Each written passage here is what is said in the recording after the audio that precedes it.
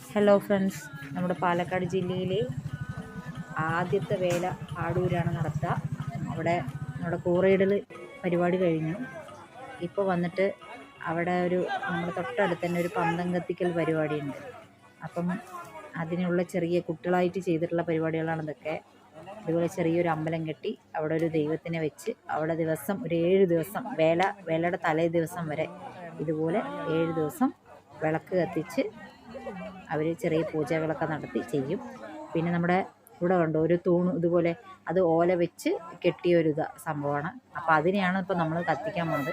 ചിലവിടെ കണ്ണിയാർക്കളി എന്ന് പറയും, നമ്മുടെ അവിടെ വന്നിട്ട് പന്തം കത്തിക്കൽ എന്ന് പറയും, ചിലർ കമ്പം കത്തിക്കൽ എന്ന് പറയും.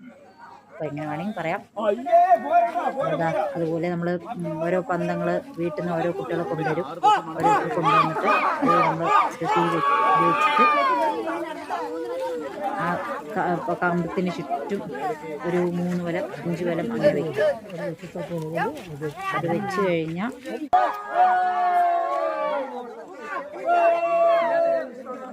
ഒരു നല്ല ശബ്ദത്തോട് കൂടിയിട്ടായിരിക്കും നമ്മൾ ആ കമ്പം മൊത്തം ചുറ്റി വരുന്നത്.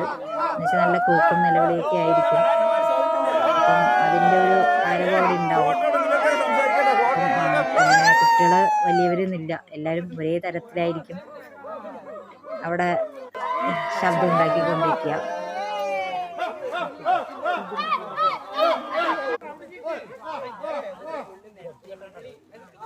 ഒരേ ശബ്ദത്തിലായിരിക്കും.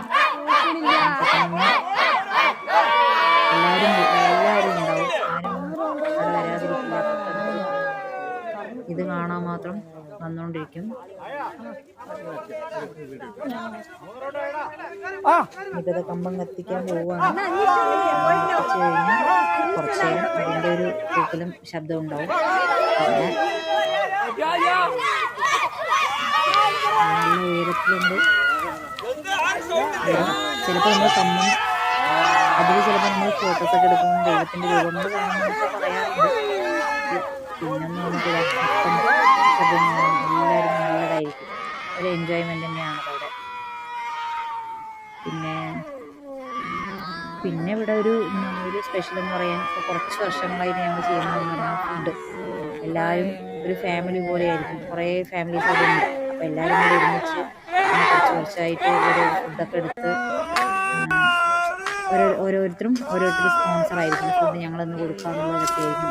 നല്ല വൈബായിരിക്കും ആടൂർ വേല. ഇനി അടുത്ത വിശേഷം അടുത്ത ദിവസം കാണാം. Okay, bye, see U.